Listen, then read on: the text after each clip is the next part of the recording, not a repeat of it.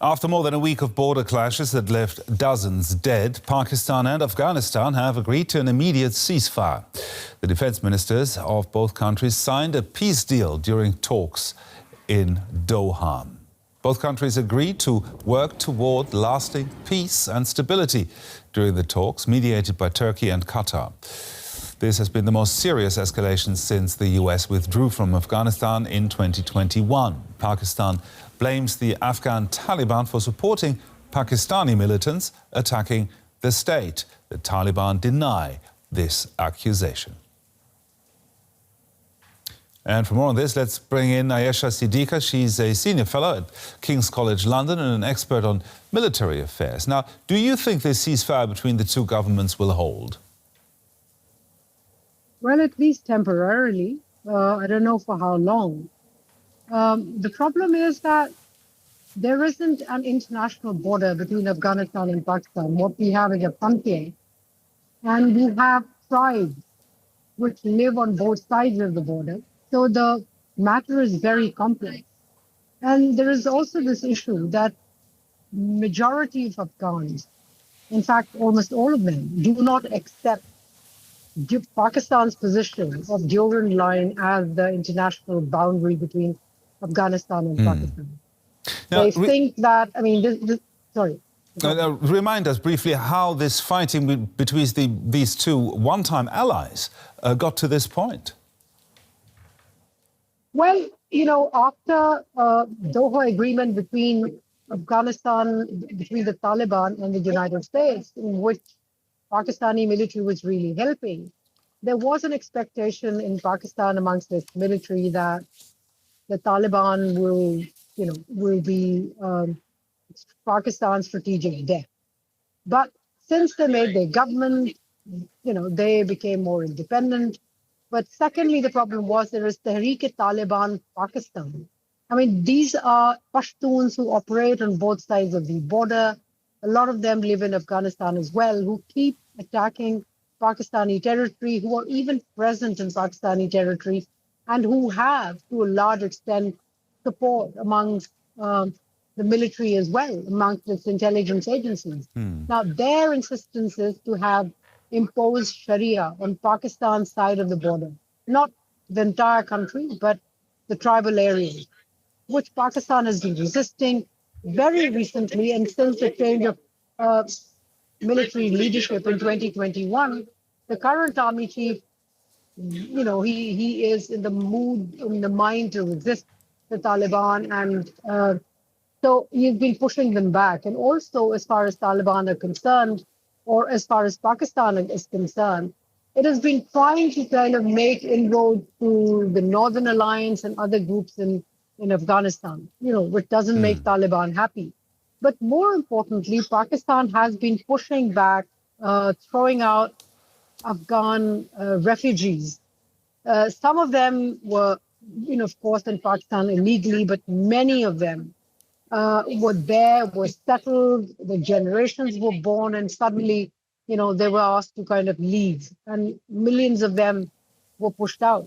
So that has created anxiety in Afghanistan amongst people, ordinary people, and there is therefore a lot of displeasure amongst ordinary people against Pakistan. And these attacks, these exchange of fire, this attack by Pakistan has actually drawn support amongst the people for Taliban. Understand.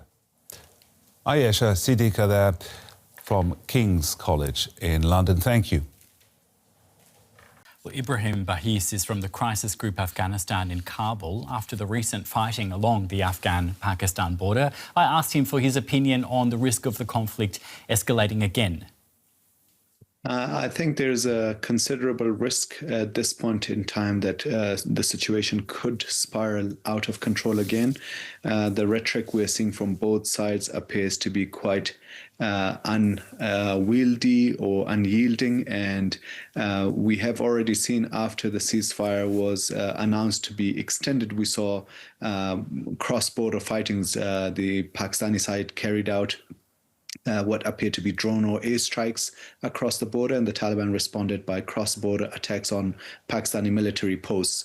Right now, there is a high-level delegation in Doha hoping to extend the ceasefire, but the rhetoric, at least in the home front, really is one that is quite worrisome, and I believe leads us, opens the path for further escalation of violence.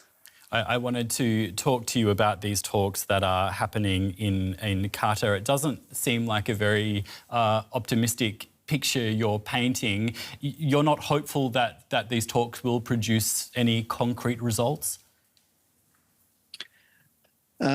At the core of the issue, I mean, there are concerns on both sides when it comes to the bilateral relations, but one of the obvious sticking points has been the TTP. And Pakistan's rhetoric recently, at least the defense minister, has been that the Pakistani delegation will no longer be going to Kabul to discuss TTP issues. So we are talking about a more laborious negotiation process that will be either carried out most likely in third countries.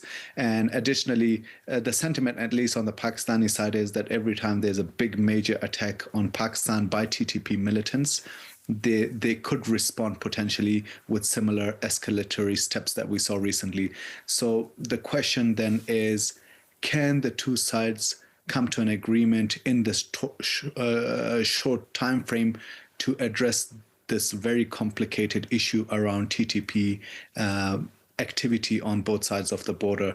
I'm hopeful they will be able to achieve some kind of a mechanism, but as I said, the worrying part really is the rhetoric that both sides are playing to domestic audiences. These recent escalations have really galvanized both public sentiments on both sides of the border. They have actually, in some ways, won popularity for the Pakistani military on the Pakistan side and for the Taliban on the Afghan side. So that's where, for me, the concern really emerges, is if these clashes or tensions are popularizing the actors, then we might have temptation on both sides to kind of continue to build on that populist wave that we're seeing. Just finally, I'm wondering, what role, in your opinion, can international actors play in supporting some kind of lasting peace between Pakistan and Afghanistan? I believe international intervention will likely be quite crucial in the coming weeks and months ahead. Pakistan and Afghanistan try to resolve this issue bilaterally. Unfortunately, that has not produced results to the satisfaction of the two sides. There were even almost trilateral level talks. We had, in the past few months, we had Pakistan, China, and Afghanistan come together to discuss some of these issues. Those trilateral formats do not appear to have prevented the recent escalation that we saw. So the question really is, what options are available? And I would say that we probably need third-party mediation, likely in an international format. So in that sense, I think international mediation or facilitation is likely to be the key to resolving these current round of tensions. We've been speaking today with Ibraheem Bahiss from the Crisis Group Afghanistan in Kabul. Thank you so much for your insights today.